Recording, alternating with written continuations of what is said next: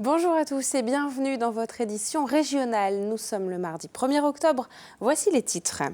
Entre petits commerces de proximité et chaînes de magasins industriels, le métier de boulanger-pâtissier change et évolue. La profession dresse un état des lieux. La fédération faisait étape dans le Morbihan.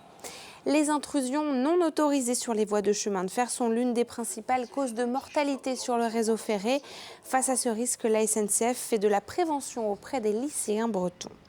Les herbiers austères doivent être préservés. Ces plantes qui poussent sur l'estran sont fragiles et pourtant elles sont un véritable écosystème. Une opération de sensibilisation était organisée ce lundi en baie de Morlaix.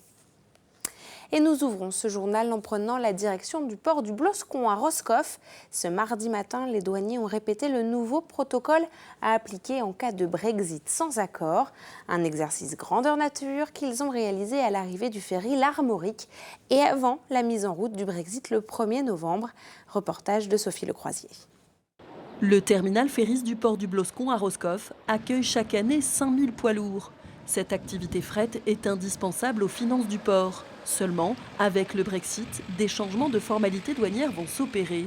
Alors, pour rassurer les entreprises qui importent et exportent par voie maritime et conserver ce flux, l'heure est aux répétitions générales. La date limite du Brexit, c'est dans 30 jours exactement, à partir d'aujourd'hui. Donc on est tous en attente d'une avancée.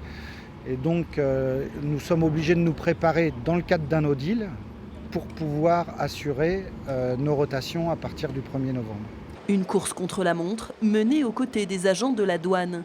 Pour maintenir la fluidité douanière et sanitaire, le nouveau principe de frontière intelligente est mis en place. Les démarches commencent à l'embarquement depuis le Royaume-Uni et pendant la traversée. Les déclarations en douane qui seront obligatoires à partir de la mise en place du Brexit, dès lors que le Royaume-Uni devient un pays tiers du point de vue douanier, imposent cette déclaration en douane pour tout transfert de marchandises, toute importation de marchandises, à l'exportation également. Et donc le but, c'est en amont, avant le départ des ferries du Royaume-Uni, de donner les éléments déclaratifs plutôt que d'attendre l'arrivée sur le territoire national et donc de ralentir les flux. Au premier filtre douanier, la file s'écoule lentement. C'est beaucoup plus long que d'habitude. On n'a que très peu d'infos sur ce qu'on doit faire. Tout le monde se demande où aller. 6 nouveaux douaniers ont été dépêchés spécialement en vue du Brexit. Ils sont donc 36 à ce jour à assumer les contrôles et les formalités au port de Roscoff.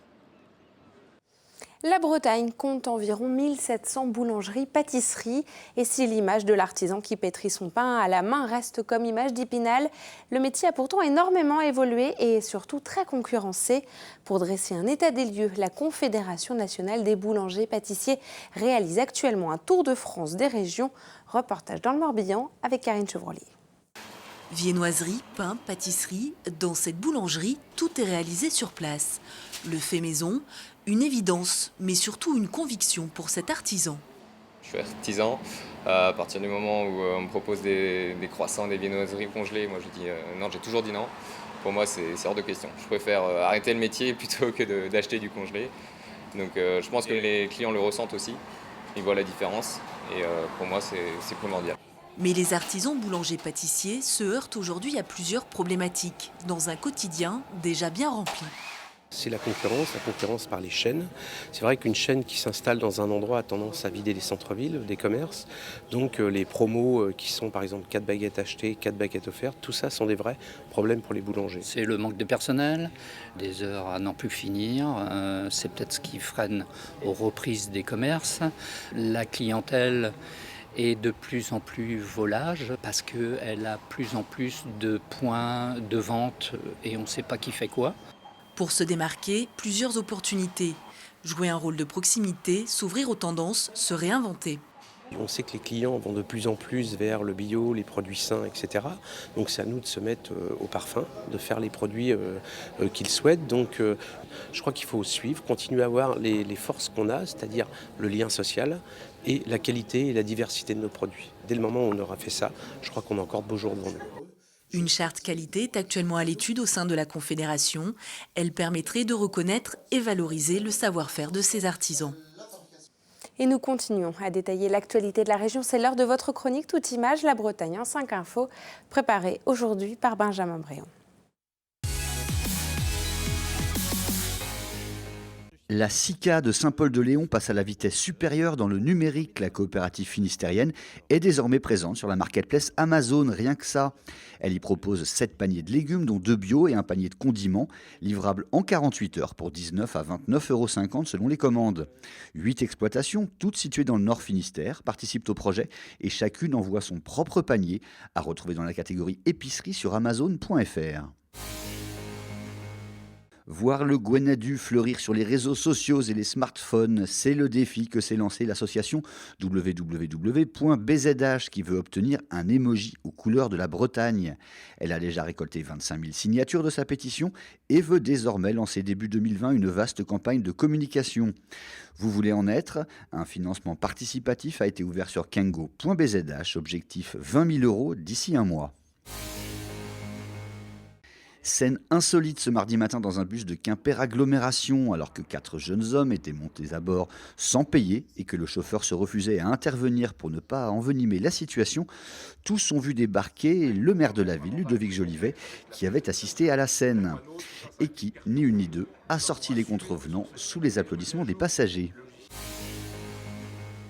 15 000 € le mètre carré, c'est le prix record désormais atteint dans l'immobilier de luxe à Rennes où les nouveaux programmes se multiplient. À ce tarif, bien sûr, les prestations font rêver. Seul à l'étage, vue sur toute la ville, équipement connecté, terrasse avec piscine. Avis aux amateurs, c'est encore 25% de moins qu'à Bordeaux par exemple. Reste à savoir pour combien de temps. Et si Miossec recommençait à boire, c'est en tout cas ce qu'il a indiqué ce lundi dans une interview au Télégramme. Il réfléchit à reprendre sur scène son premier album, celui qui a fait sa gloire à Recouvrance et ailleurs. 25 ans après, alors qu'il n'évolue plus en 3e division, loin de là, merci pour la joie. 41 personnes sont décédées en 2018 suite à une intrusion sur les voies ferrées et 32 personnes ont été gravement blessées en France. Face à ces chiffres, la SNCF réalise une campagne de prévention auprès des lycéens de la région. Ce mardi matin, l'entreprise était au relais Quérillon dans le Finistère. Avec un film en réalité virtuelle, elle essaie de faire prendre conscience aux jeunes des risques liés à ces intrusions. Lucille Chaussois a rencontré Elsa Lineres de la SNCF sur ce sujet. En général, les intrusions, elles sont faites soit pour se challenger, prendre des risques, pour gagner du temps aussi des fois. Nous, à la SNCF, on met en œuvre de la signalétique et puis du matériel qui empêche les gens de s'introduire. Après, l'humain est tel qu'on ne peut pas non plus tout verrouiller.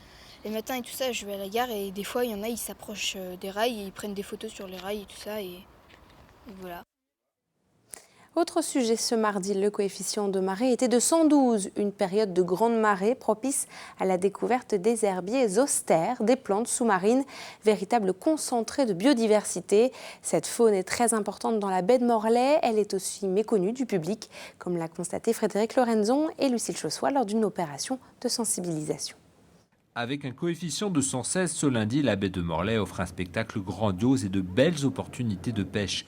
Le moment pour ces représentants des services publics de rappeler quelques règles de bonne pratique quand on parcourt l'estran. Est-ce que vous connaissez ce qu'il y a derrière vous? Les petits... On appelle ça la prairie. Ouais, mais est-ce que vous savez ce que c'est? Oh, c'est des petites algues. Eh ben non, justement. Ah. En fait, ce sont des plantes à fleurs, on appelle ça des herbiers de zoster. Ces plantes sous-marines sont la richesse du lieu. La baie de Morlaix concentre à elle seule 15% des surfaces d'herbiers zoster en France. Des lieux précieux pour la biodiversité. On dit que sur 1 mètre carré d'herbier, on peut avoir 150 espèces. Donc entre les invertébrés, les poissons, les espèces d'oiseaux aussi qui vont venir se nourrir directement. C'est des zones effectivement qui vont servir de refuge, mais aussi d'alimentation et de reproduction à de nombreuses espèces. Les herbiers zoster sont souvent méconnus et leur importance pour l'environnement s'accompagne de règles. Il y est interdit d'y pêcher. Autre préoccupation, les activités humaines sur l'estran qui mettent à mal le milieu naturel. On a 2 contraintes majeures aujourd'hui qui sont le piétinement et puis la dépose d'équipements qui peuvent, lorsqu'on les relève, arracher les herbiers. Donc c'est la raison pour laquelle on actionne ces séances de sensibilisation et d'information pour que le tout un chacun comprenne que voilà, il y a un milieu auquel on peut accéder, il y a un certain nombre de règles qu'il faut respecter. Les herbiers zoostères font actuellement l'objet d'une enquête. Fin novembre, l'Agence pour la biodiversité rendra ses conclusions. En attendant, le plus grand respect de ce précieux écosystème est demandé aux usagers de l'estran. Et c'est ainsi que l'on referme cette édition. Merci de nous avoir suivis. On se retrouve demain à 19h. Belle soirée sur nos antennes. À demain.